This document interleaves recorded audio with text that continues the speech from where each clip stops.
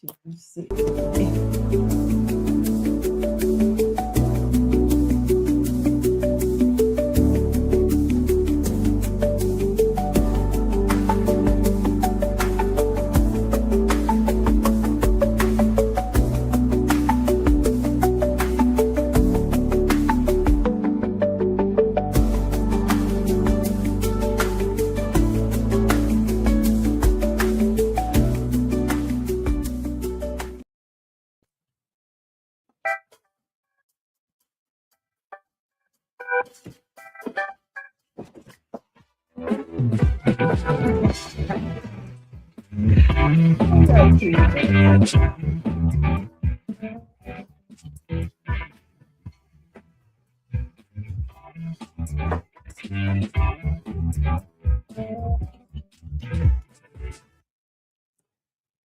Hey.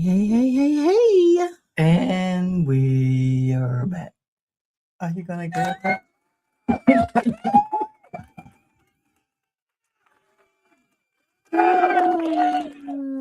Probably not. Do I need to? Not yes. Okay. Get started. I just look like your little Tell us where we're at. the chocolate drop. Tell us what day it is. Hello and welcome into another session of At the Helm with Kelli and Wayne. I am Kelli, and I am destroying the set right now. And I'm Wayne, and I'm trying to fix it. Like a No, that one is that one is. Well, we are here. We're here. Welcome back. Welcome in for another voyage, where we take you on a cruise, a journey where we intersect faith, politics, social justice, family, religion. I said faith. Oh, faith. That's not different. I guess it could be different. No, you said I hear you. Yeah. So, but we're here. We are here. Welcome back. We are live on this Thursday, August the 6th, 2026. 61st year anniversary of the Voting Rights Act. Yeah. This year. And unfortunately, we have less voting rights now than we did in 1965. Yeah, so I don't know that people actually believe that. Like, people say, what rights have you lost? What rights have you lost in 1965? Since 1965. And so we are almost exactly 100 days out. We're actually 99 days out from that Supreme Court, the Calais decision, which pretty much said, go rogue, go ham. And so we have an election coming up here in North Carolina. Our early voting starts October the 15th. It runs through October the 31st. That is going to be your prime voting day. I want you all to put that on your calendar for voting day. November the 3rd is actually election day. That is late voting. If you can avoid it, do not wait for late voting. Go early, so that if there are any issues, you can fix it and vote the same day during early voting. You will not be able to do that if you go vote late on November the 3rd. So here in North Carolina, we have a Senate race that people are watching because we only need 4 or 5 Senate seats to flip the Senate. That's not true. Every person here in North Carolina in the General Assembly is up for re-election. Yes. We will also have some county commissioners on our ballot. You may have some town council members on your ballot. We will have here in North Carolina some constitutional amendments. And so we are starting right now with the education piece to let people know what will be on the ballot. Sample ballots are not out yet, but as soon as they are, you will be able to print your sample ballot that will look just like the ballot you will be handed when you go to the polling place. And you'll be able to then do your research, figure out what's best for you, what works best for your household, and cast your vote. Yes. We cannot continue along this apathetic journey that we've been on where people are just not voting. They think their vote doesn't count. Every vote counts. Again, we can see here in North Carolina where we had a career politician lose his seat by first 2 votes. And then I think they got up to the Jordan number of 23 votes because he asked for a recount. I'm like, okay, let's recount it. And then I think they took 2 or 3 of those away. But you're talking about, Minimum. Yeah. I don't know, several thousand votes that was cast. And you're talking about 2 or 3 votes. Mm-hmm. So get out there, check your registration, and then check your registration, and then check your registration. Please, please. And so you mentioned, some people may not understand why we say we have less voting rights than we do today, all of those things. Well, in prior to 2013, there was a law that was a part of the voting rights that was a process known as preclearance. Mm-hmm. And what that did was any states, localities, communities, anywhere that had a history of racially discriminated voting practices, they had to submit any changes in their election laws or their policies or electoral district maps to the federal government for advanced review before putting them into effect. So essentially, you want to be racist, you want to do a Calais, you want to do like they did in North Carolina and draw maps with surgical precision is what the Supreme Court said. So prior to 2013, before you made these changes, you want to cut early voting, you want to change voting sites, you want to shut down the student union at state. What's the name of it? Student union? Tally? Tally, I'm sorry. Tally Student Union. You want to take away early voting sites. So anything you wanted to change, you had to run that past federal government, make sure that it was not being done in any racial tendencies or anything that was going to restrict equal voting. 2013, we lost that. So then people could just do what they wanted to do. That's how we got those surgical drawn maps. And so that's how we got LA. That's how you get moving of these sites. And so it's just continued to progress with the voter suppression, with the drawing of maps. And anytime you can have the president of the United States pick up the phone and call people and say, hey, I need about 5 more seats in your area. That was after he said, I need you to find me about 11,000. Yeah, that was after that. And it's all on record. I mean, it's on phone. Mm-hmm. I mean, it's not even trying to hide it. And so they still can't, again, that's why voting has consequences. Elections have consequences. Because if there were people in place that could put some guardrails around, this wouldn't be happening.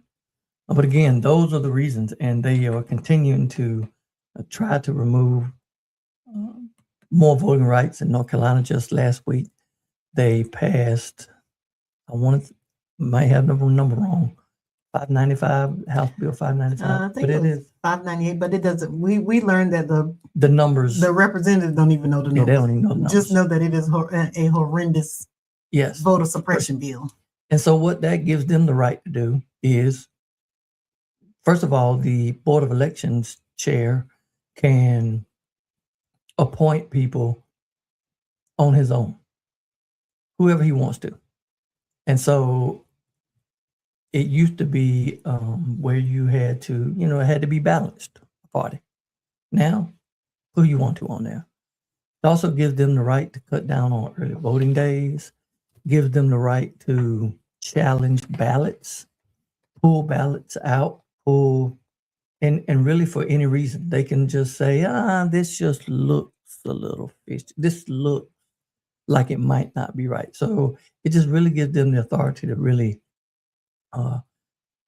manage elections after votes in, again, challenging voters in anything. So we are continuing. So in a nutshell, they plan to cheat. Anyway they can. And so we write all of these things out. They do all these things and we go out to fight. They continue to do these things. And so what is the issue? Nothing. Okay. So just be aware, be on your P's and Q's, that they don't stop. The ones who would strip your vote away.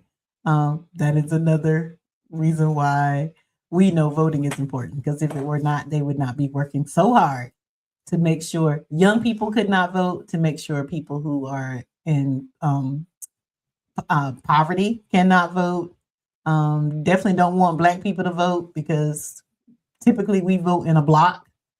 And so, yeah, they do what they can. So, yeah, thanks for explaining that. We appreciate it. No problem. Glad I could. Are we glitching? Or is it just me? I'm glitching. Yeah, you glitching. Yeah, you definitely glitching. I'm glitching. You glitching, but it's all good. It's all good. But again, so this week, 61st anniversary, people fought so much for it to continue, so we could have that right. And yeah, it's important. Check your voter registration, and then check your voter registration. All right. So what else is on our agenda? What has happened in the 2 weeks that we have not been here that we want to talk about? What do you have? What has happened? I don't know. So this past week, my mind has been in Egypt. The last year, this time, we were in Kemet. We were in Egypt last year from August the 1st to August the 15th, 16th. And so, yeah, I still have the Cairo time on my phone. And so every day, 3, 4, 5, 6 times a day, I'm pulling up and seeing what we would have been doing when we would have been getting up at 4:30 in the morning, 5 in the morning, getting ready to go. See pyramids, see tombs. Where are we at? I think we're in Luxor now. We have traveled down to Luxor. And so just remembering that trip and all that took place and just the greatness of being in that space. It was an amazing space. It was good to be there. And it was a 2-week study tour. Like, we were definitely not on vacation. There was a little bit of downtime where you could sit by the pool, but it was not a lot of that. It was a for real study tour. And you know how sometimes you're on vacation and you're like, I'm ready to go home. I get that way. So for the entire 14 or 15 days that we were out there, like, I never felt like I was ready to go. So it was reaffirming for me. Like I said, everything that I already knew about Black people was reaffirmed. Everything was confirmed. Nothing was debunked. As the first people who, the first doctors, the first mathematicians, the first gynecologists, it is literally etched in stone, how they drew the hieroglyphs. That's the way they tell their story. And there's no way that any president can come through and whitewash it like we're trying to do here with the Smithsonian Museum. It is there. It is going to be there. So I think we may try to get back there. You think we may try to get back there? I do want to go back. I to be honest, was actually glad that this was not the year that we were going, just because it seems so unsettled right now with this war that, I don't even know why we're fighting, because we obliterated Iran's nuclear capacities way back in February. And so here we are in August. The Strait of Hormuz is still closed. Gas prices are high. This is the second time you've done that. Like, tonight. Nobody heard it but you. Tonight. Okay. And now everybody knows. Yeah. So I was talking about it being unsettled and not really. But we have heard reports from one of the tour guides that was over there that they do feel safe, that they feel safer there than as a Black person in America. They feel safe over there than they do here. So our prayers are with that group that is there now for what's the day? So they got 7 more days, 8 more days over there. So we just kind of keep them lifted, and maybe we'll get back to see the pyramids one other time in our life. Yeah. Or definitely there, or another one of those tours with the group, consolidated tours that maybe go somewhere else. They did a good job with that one. And I'm pretty sure it had something to do with the guys who put it together. And Absolutely. The leaders who put it together. I'm leaning toward that. Yeah.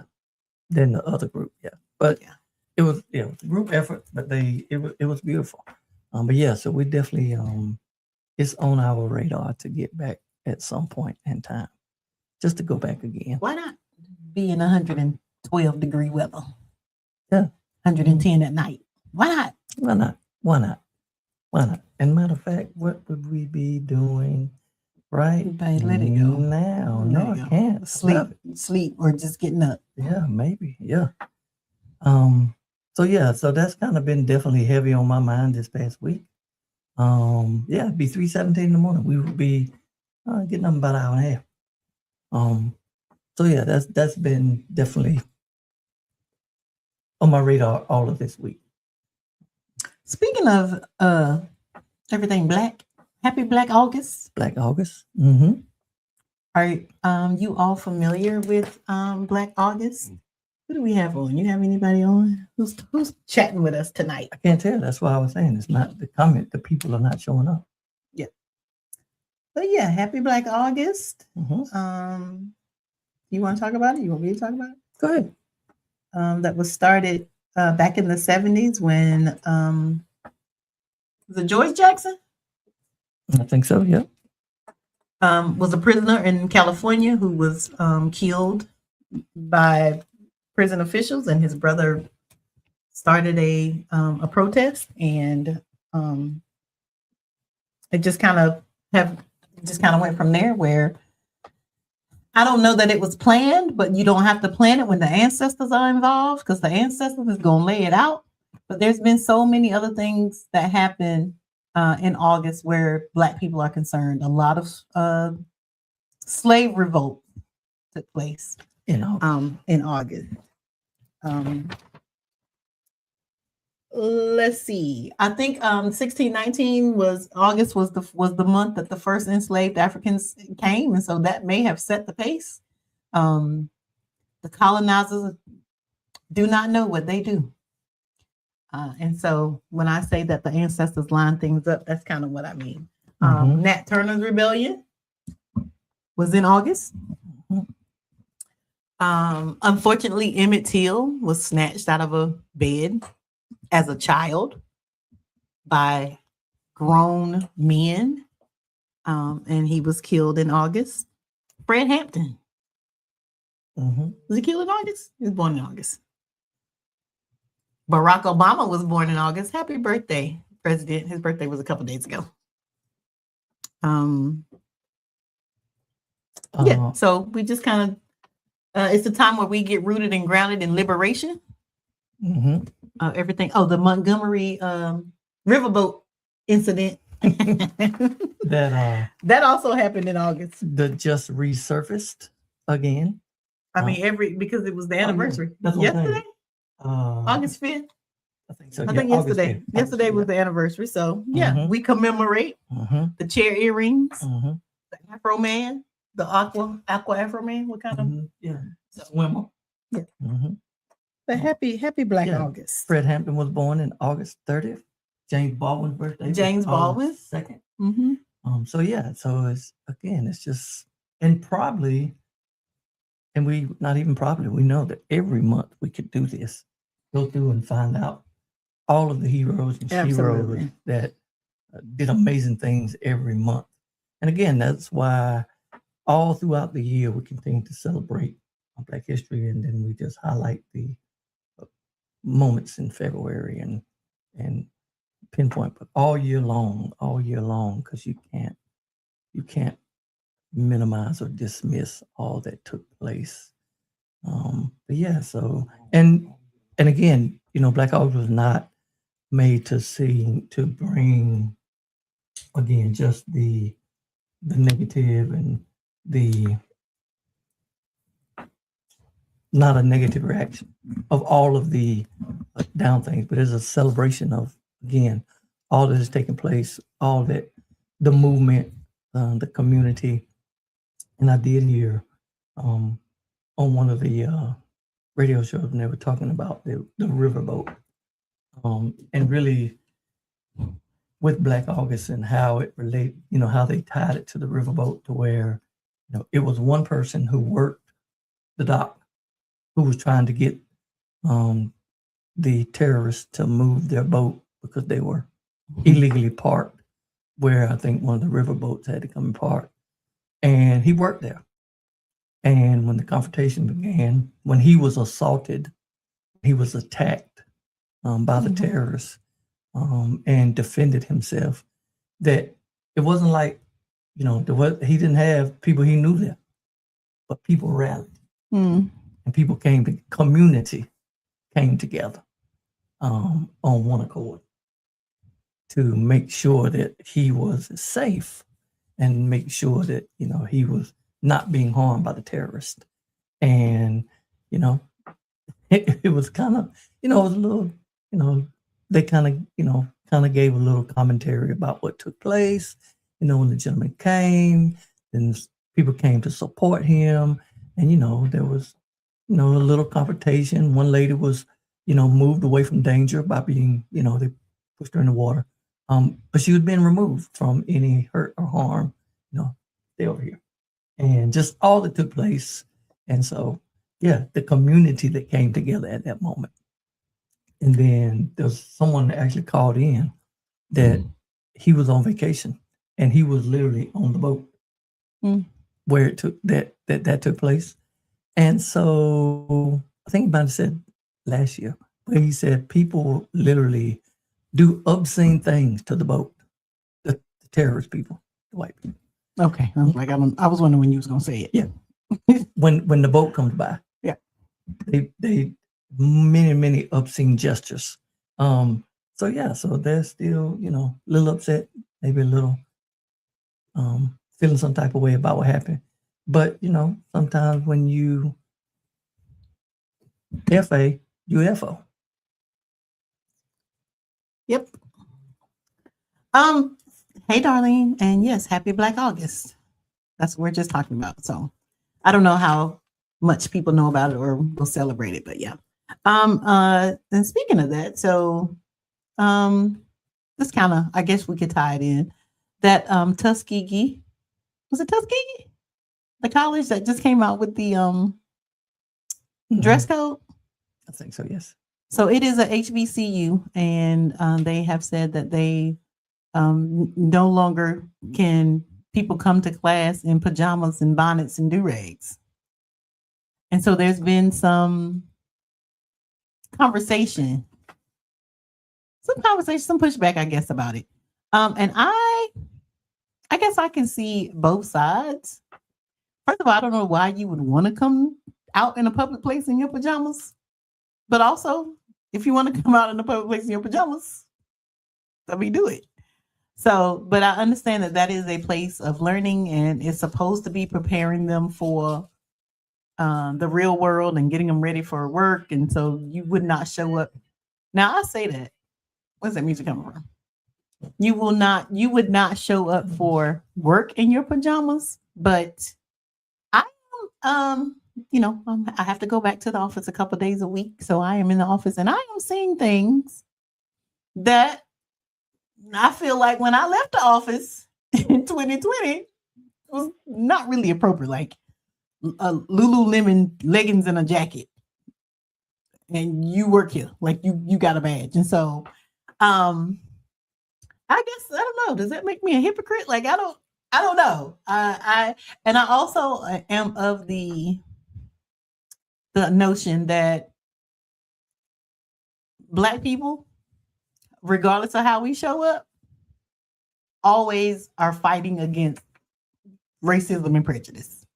So we have, Black men who back in the day was lynched in their army uniform, their military uniform after just serving this country, buttoned up nice, pants creased, shoes shined, and they still ended up lynched because for the people who have no humanity themselves, they don't see you as human. So I don't know if they need an excuse, if pajamas and bonnets give them an excuse.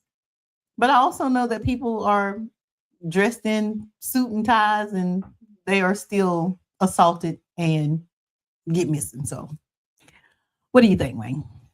Yeah, it's definitely a tough. It's tough. I get both sides. And I think sometimes we have to see the intentions behind it.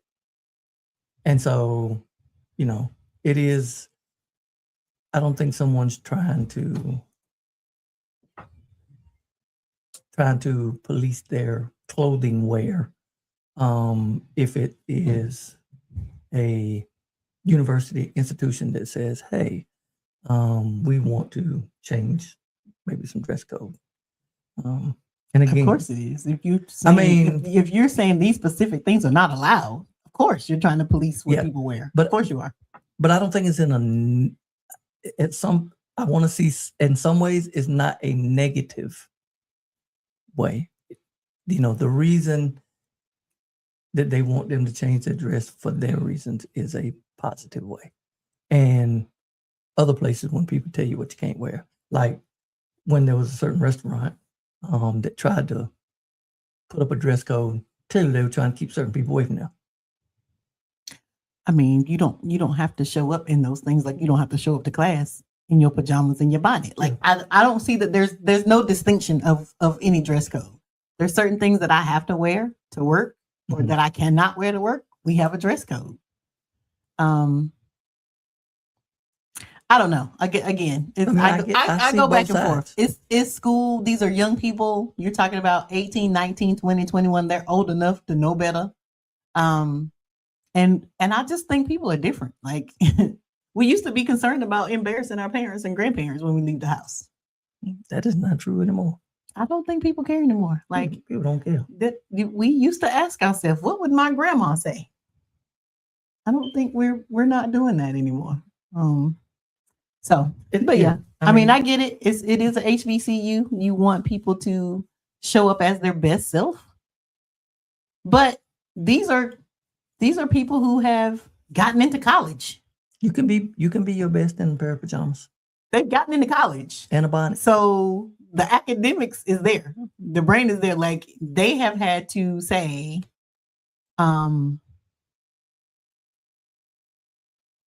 you made it, right? Mm-hmm. Out of all the thousands of applicants that we got, we chose you. Mm-hmm. Yeah. I think that says something. But I don't know. I mean, me it's personally, just, I don't want to lean into that respectability. No. For me, it's not the respectability politics. It's, what are they going to say? Like, I am never going to be dressing for the white gays. Like, I'm never going to be doing that. Because like I said, sometimes it doesn't matter what you're wearing. People are going to judge. Yeah. I mean, me personally, I don't. But also, don't wear your bonnet and pajamas. Yeah. I mean, to me, I don't care. I don't keep going back and forth. I'm going to respect your humanity no matter what you have on. I mean, it's, and I think there is a little bit. Like, I think you're going to judge a little bit. I think you do. I think you judge a little bit. I mean, for a quick second, like when you're out at Walmart, because Walmart has this image of how people show up at Walmart. So when you're out at Walmart and you see the crop tops on people who maybe should not be wearing crop tops, I'm just saying, I'm all for body positivity, right? Yeah. Let's get to it. But I think you do judge a little bit. I think you do. I think everything comes into play. Oh yeah, I mean, we all have that, and I may even say to myself, I'm not coming like that. Or I wouldn't feel comfortable. And, those people feel comfortable like that, let them come there. And if somebody going to try to check them, I'm probably going to be like, hey, mind your business. Yeah. And again, it's college. They had to pass certain qualifications to get into college. And they have to continue to achieve certain academic standards to stay in college. I don't know. Yeah. What Darlene say? PJs should not be worn to school or work. Definitely. High school students wear PJs every day to school. Shorts with butt showing. It just don't look good. Maybe I think that's what it is, Darlene, that we are old school, but every generation, teenagers have been trifling. Mm-hmm. I mean, in my parents' generation, the afros was trifling. Yeah. You cut your hair so you can get a job. I don't know, what did we have? I don't know. Tattooed earrings. It started. There is no generation where the teenagers, the children, were not considered trifling by the grown-ups. Mm-hmm. And I was like, let trifling teenagers be trifling teenagers. Like, this is their thing. I don't know. Like, seriously, what did we have? It wasn't the afros. Like, there was afros and mini skirts. Like, for them. Maybe it was our music. I don't know. It's always the music. Yeah. But it's always the music. Yeah. But they're going to find something. And again, it's that balance. It is, I don't know. I mean, it's the same thing where, there was a president who wore a tan suit one time and during country life fell apart. Right. I mean, it's a freaking color suit. Who cares? And and I even get, I get triggered. I get frustrated. I get where I can't even hardly think when we're having conversations at work and we talk about professionalism and professional managers and professional growth. And I'm like, who defined it? Who set the standard for this professionalism? Because I done almost went off on somebody on Facebook about your hat to the back while you were at work. They said you were not being professional. Yeah. Girl. I'm going to show you not professional. Go find you something safe to do. I mean, so yeah, and so again, you try to be respectful for institutions, try to be respectful of what people say, but at some point, mind your business. And if you ain't got no good reason, and when I can say, you know what, you're a horrible person with your hat turned around from. You're a horrible person with no hat. Horrible. So leave that alone. Right. And so yeah, when they want to talk about this professional excellence and all of this stuff, and you need to, I don't buy into that. Darlene said the girls these days don't leave nothing to the imagination, and that's true. And again, with these young people, with my grandchildren, it's like everything is a crop top. Like, why your neighbor got to be out all the time, everywhere? But then you have to check your own bias. Like, why does that bother me?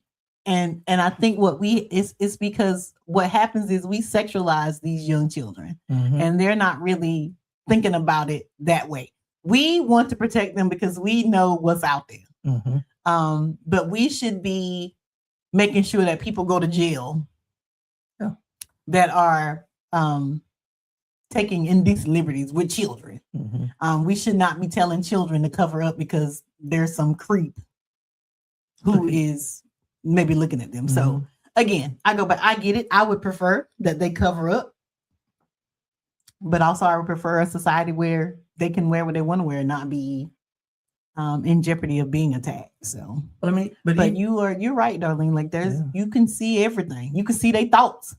Sometimes, but even that, this is not anything like brand new.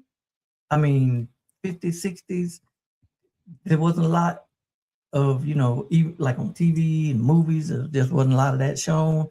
And then, 60, 70, 80, people started dressing, wearing. And then again, which groups get this perception? You know what I'm saying? Which group gets this? Because when certain people come out in crop tops and top that's really like a swim top or a bra and really short shorts on, everybody don't get treated the same way. Everybody's not saying, "Oh, you need to go put some clothes on. That's you looking real sleazy. You looking this." No, some people, some groups, some races, they don't get questioned at all. And it is challenging because even, And I think for adults, we know sometimes how the public is going to view our children and our grandchildren. And so what we don't want is that, because they are innocent and they're, like you said, they're not even thinking about that. And so they could be, traumatized, or they could just be, have a horrible experience when someone puts that on them, and that's their last thought. They just got some clothes on, think they looking cute. And the issue is they can buy it. Like, you can't hardly buy clothes for a 5-year-old without their navels out. Like, why my 5-year-old grandbaby need pants with juicy on the back? Like, why? Yeah. Why? So, I mean, it has become part of the accepted culture. I mean, when our children went through this tattoo phase, I mean, the first thing I was like, I was more concerned about what someone else was going to think. Yep. And how they were going to treat them because of that. But at the same time, I want you to go out and be your authentic self.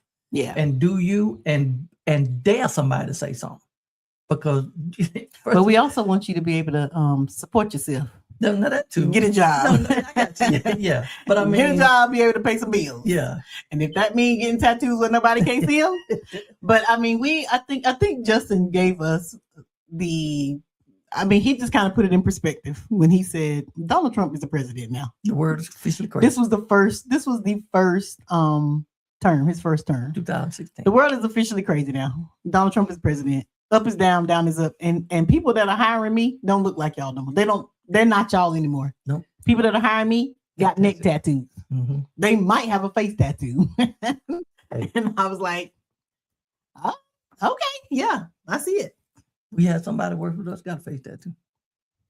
Okay. Hey, one of the best workers. And we don't have anybody that works with me that have face tattoos, but we do have different color hair. Like, you can't work at Chick-fil-A if your hair ain't your regular color. Mm-hmm. Your natural color. That's what they say. That's how they do it. Mm-hmm. That's how they write it. Yeah.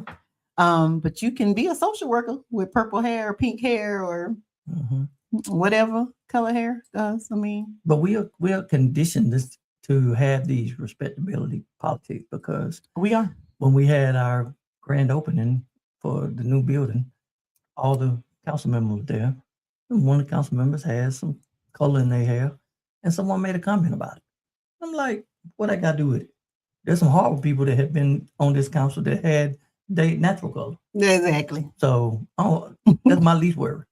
I mean, as long as she's not out here actively oppressing people, go off. Polka dotted. I don't care. We don't care. I mean, and so that's what we have. But again, we have been conditioned to look at anything we can to minimize or diminish or dismiss their ability to do something just because they're different. And, I think those people are, somewhat courageous to do that, to be comfortable enough to say, you know what, I'm gonna have some purple hair. And I really don't care what nobody I am going to again live my authentic life. I'm going to do what makes me feel good in this world that is crazy, where foolishness abounds. Yeah, we live in an idiocracy. We do. And so wherever I can find my little piece of peace, my little piece of happiness, I'm going to do that. And if that means putting a purple streak in my hair, hey, go off. Go for it. Do it. Also, we recently had a family reunion. Speaking of how things change. And I remember as a youngster, family reunions were a big deal. I remember laying out an outfit to wear to the family reunion. And it was where the elders made sure that you knew who cousin whoever was, like, that was their name. Cousin Elite, that was part of their name. You didn't know nothing else. Your uncle, that was their names. And so, and they made sure that we stayed together as family and that we knew that family was important. And so we've gotten to the place now where we skipped a few years on one side, having a family reunion. And now we're going to go maybe every 2 years of having a family reunion. And I think that is also, there's been a shift that people, I don't want to say don't value family as much, but we have gotten to a place where we now know that just because people are your family does not mean that they get to have access to you if they're toxic. Don't tell me that's your cousin, that's your auntie. I mean, there is nothing that says we have to be in relation. I'm just saying, I feel like that has been the shift. Now we don't, it ain't like we out here wishing horrible things on them. It's just like, we don't need to be in relationship. Like we don't. And especially if, we feel like there has been and I was reminded of that because we're looking at the news and some people are dead. I think here, because there was a dispute over land. Some siblings was fighting over land and now one of the siblings is dead. It's not that serious. If somebody thinks that they're entitled to everything, if they think that they're entitled to everything, okay, let them run off with it, right? But that doesn't mean that we just kind of keep moving along like that, like nothing's happening, right? There may be some people, and of course, there are always going to be some people. There are some peacemakers, but there's some hell raisers and some rebel rousers too. So I just kind of again want again, I don't know if we are in this place where people are we talk more about being in therapy and how that is now the norm. It is not stigmatized to go to therapy to talk about these things that have traumatized you, and sometimes it be the people that's closest to you. It be the people that's closest to you. And so I say that to say boundaries are good. And this may be part of mine. Is it time to start disembarking? No, we on a long journey. It will be. I'm gonna cut my cruise short. So I just want to say, and we talked about this a little bit last night too, about feeling guilty because what we've been told as children about what family is supposed to be. And it would be nice. Believe me, it would be nice if that's what family is. But in my profession, in child welfare, I see every day that family is not what family is supposed to be. I see every day where parents, the people who are supposed to love you the most, are doing horrendous things to children that children are going to now have to deal with for the rest of their life. Like they're inflicting this trauma. So no, just because y'all share DNA, don't mean y'all got to share space. And be okay with that. So that's going to be part of my disembarkation. Don't let guilt deprive you of peace. Don't feel guilty. I mean, especially if you're not in the wrong now, sitting beside the preacher who love Jesus and Christian, and your brother has caused you an aunt, you go to them. And I will say that I have done that. I have done that. And now we're in a place where we just not. So, and I don't feel any way about that. So I'm just talking about what I'm talking about. If you know what I'm talking about, then you know what I'm talking about. And I think so I don't, the word I'm trying to figure is not like forgiveness, but like, I can't think of the word, but that doesn't always mean fellowship. Right. That doesn't mean, that doesn't mean we have to fellowship. Reconciliation does not necessarily mean relationship. No. I mean, we can reconcile some things. We can reconcile some situations and some differences, and like you said, it is what it is. But that doesn't always mean that now we got to go to dinner and kumbaya. That don't mean that. No. But like you said, we're not sitting around having ill will and thoughts and hopefully bad things happen to them. Hey, be prosperous, live your life. But live your life, but also know it's in the book. Yeah, I mean, what a man soweth, I mean that too. So shall he or she. Yeah, they might reap it. Yeah, but I think we've just gotten to kind of like you said, the what family is, and it's not always going to be pretty. It's not always going to be harmonious. Not always going to be that. But again, that getting past some of those things doesn't mean, it means we can be in spaces together. We can respect people's differences, and hey, not respect the people. Yeah, I mean, because that's where we are. Yeah, and I think that's okay. And that's the other thing there too. It's like I'm not going to let a person who has done evil deeds deprive me of the rest of the family. Exactly. I don't even know what we're supposed to be talking about with family. We were talking about crop tops and how people are different, and what you talking about? Now it's gonna turn into a therapy session. But I mean, we talked about what happened over the last couple of weeks. Yeah, so we're talking about and how things have changed. Like how we used to not want to go out and be an embarrassment to our grandparents, like and how those things have changed. Like family used to be the thing. Like we held on to family because family was all we got. Now we're at this place where we think we have arrived, and half of us ain't even showing up to the family reunion, and then half of the people that's showing up ain't speaking to one another, and that's cool. Again, protect your peace. Yeah, you be okay. You be okay with you, and that's cool. So, but that is my disembarkation to protect yourself, protect your peace, allow guilt to propel you forward, and to be able to set boundaries. And not feel bad about saying no or saying yes to things. And I guess that goes back to, if that means putting a purple streak in your hair, fine. If that means sitting out the family reunion, fine. If that means showing up to the family reunion when you know people really don't want you there, I mean, my family is big enough. Somebody there, I'm gonna talk to somebody. But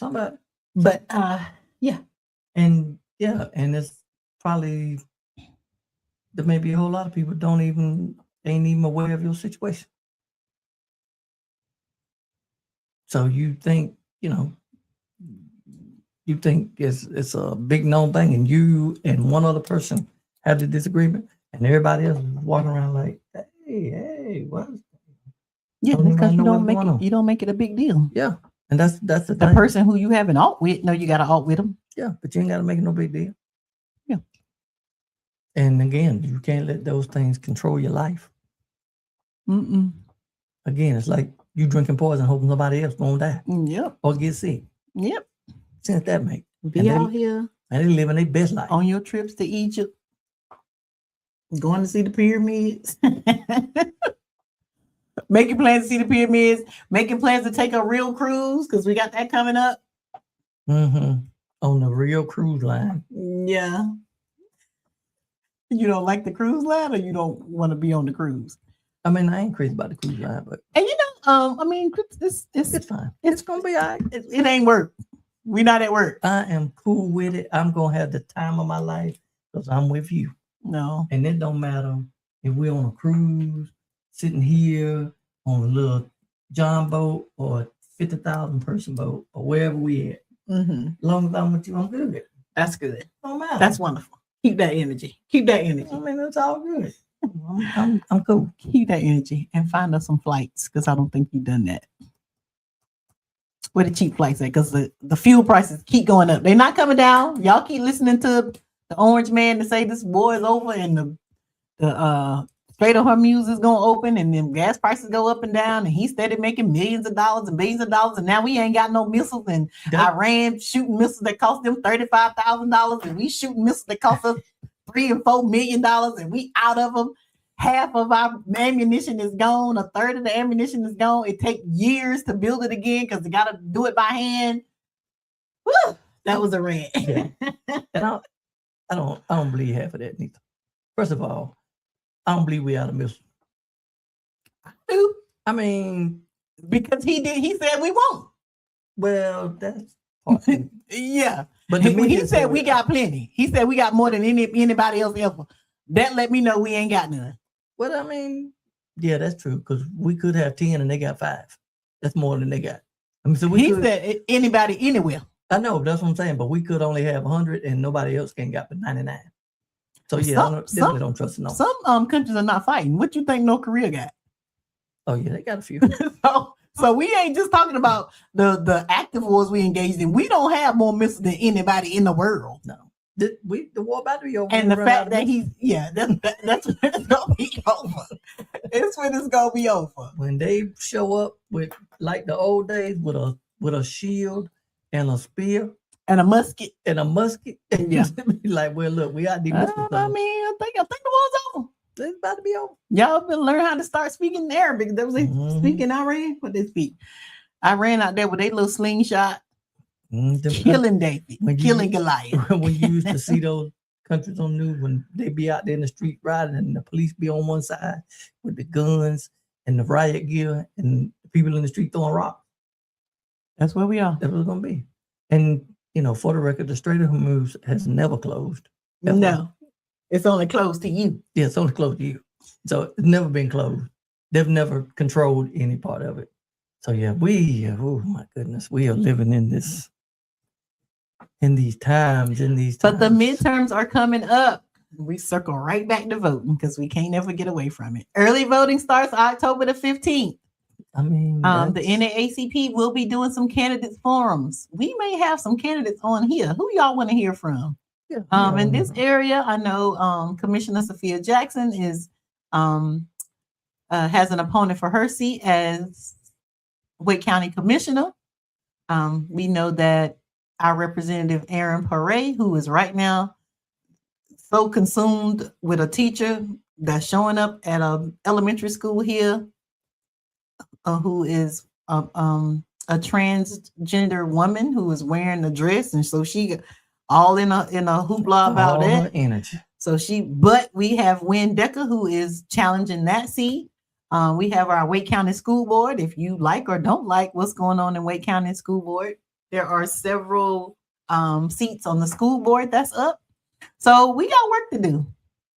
We got work to do. We can't just sit around and keep just allowing things to happen to us. We have to go out and be proactive and participate in this thing that they call democracy. We're fresh off of our convention from We the People. And so we were reminded that we still have the power. Mm-hmm. We have the power. And we just got to use it. And I need I think I'm going to tell the politicians that too. Like, you're not just in a fight against your opponent, you in a fight against the couch. Mm-hmm. Oh yeah. You got to get these people energized. You got to get these people out. So how are you going to work with us? How do you want to work with us to make sure that we do more, that we want to mobilize them, organize them, educate them, register them. And then get them energized. Get them off the couch. Get them out to the polls. Yeah, it's challenging for all the stuff they're doing on both sides. Hey. And we got to talk to people about what's important to them and have people to stop voting against themselves. Stop voting against your kitchen table issues. Don't get distracted with these culture wars about a music teacher who our representative we're more worried about what that teacher is wearing than what that teacher is making. Yes. Than the salaries that these teachers are making with these schools. That our schools are heavily underfunded. You more worried about what somebody putting on their body. Yep. Why are they that side always so consumed about what other people doing? Your business. And you know what? And they are the people of less government. They are. They are the people that say we want less government, but you know what? They are the one that police more people more than anyone. When they are in control, it's hey, we want states' rights. But then when the states start doing good, now you want to come in and control all of that. And you put a person, they're more concerned about what this teacher's wearing than their salary and what the school is getting and how. Get your priorities in order. Yeah. But we're going to see if we can get Wynn. Yeah. Wynn Decker. Because he is definitely going to be in a culture war. And I hope they're prepared for it. This is really what I like for politicians to know. Like, all this time when I've been telling y'all, quit talking about reaching across the aisle to these people because they don't care nothing about reaching across no aisle. They want to remove the aisle. They want to remove you. They want all they people on the other side of the aisle So there won't be no aisle. We all in the same room. Right. Ain't no reaching. Ain't no reaching because we all on the same. That's what they want. But so be prepared. Be ready to fight. And I think I've definitely seen that here in our General Assembly, with our Senate minority leader, Sydney Batch, who used to be no ours. games. She just came around to be the guy. Like, girl, that's what I'm talking about. But I mean, that's what I'm talking about. She tried to be diplomatic. She tried to reach across the aisle. Now I don't think they want to reach across the aisle because I don't think they're gonna like when she reached. But if we look historically, this is nothing new. Willie Horton. Yep. The welfare queen. Yep. The train of what was the board when what did they call the people that were coming across the border at that time? That caravan. The caravan. Yeah. The caravan. They always come up with something. Now Caravan. they are good at their messaging. And then it's then they had the whole abortion thing in the 80s, and then it's the immigrants, and then it's they eating the dogs and the cats, and then it's the Muslims, and then it's the transgenders, and now there's people lining up around the buildings trying to get into women's sports. Oh my gosh. They make everything. So again, that's the culture war that they love because it's the otherisms. Yeah, they know that the distractions work. But we will not be distracted, and we will not let you be distracted. And while we're going to keep y'all focused. Yeah. And for those who may even buy into just a little bit of her being concerned about what the teacher's wearing, a dress, you know what? When next is going to be you. So when we can divide the group, when we can divide those of us who want people to have a living wage, who want people to be able to have health care, who want people to be able to enjoy life. Just enjoy life. They are trying the best they can to remove all of it. And do not get caught up in the culture war because you next. When they, the old saying, when they came for the socialists, I wasn't a socialist, so I didn't say nothing. When it came for the Jews, I wasn't Jewish, so I didn't say nothing. When it came for the union workers, I didn't say nothing. Down the list. And when they came for me, there was nobody left to speak. So now you just implant. When they came for the immigrants, I'm not an immigrant, so I didn't say nothing. When they came for the transgender, the LGBTQIA plus community, I wasn't part of the community, I didn't say nothing. When it came for the poor folks, I didn't consider myself that, I didn't say nothing. When it came for the black folks, I didn't say nothing. When it came for Latino, I didn't say. Sooner or later, you're going to be on that list. Sooner or later. And it's been proven time and time again. So now's the time to speak up and don't get caught up in their propaganda and their culture wars. Please don't. We got 1 minute and 45 seconds, 15 seconds. You done your involvement? I'm done. You done? Thank y'all for joining us. Yeah, thank y'all. We appreciate the few who keep showing up. So again, every other Thursday. Yeah. So with that, be your authentic self and encourage others to be their whole self and their authentic self.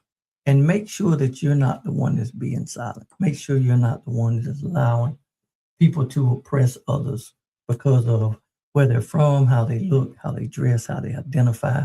None of those things. None of those things. All right.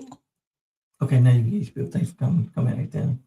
Already said thanks for coming. We appreciate you. You're driving, the whole thing.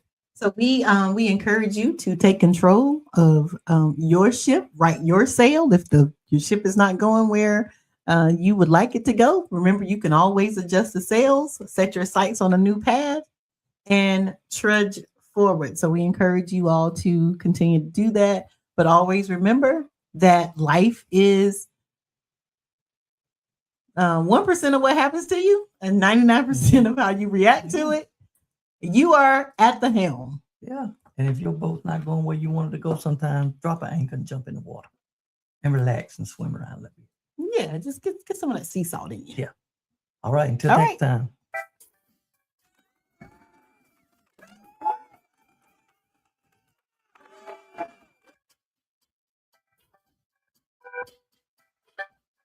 Almost didn't make it through.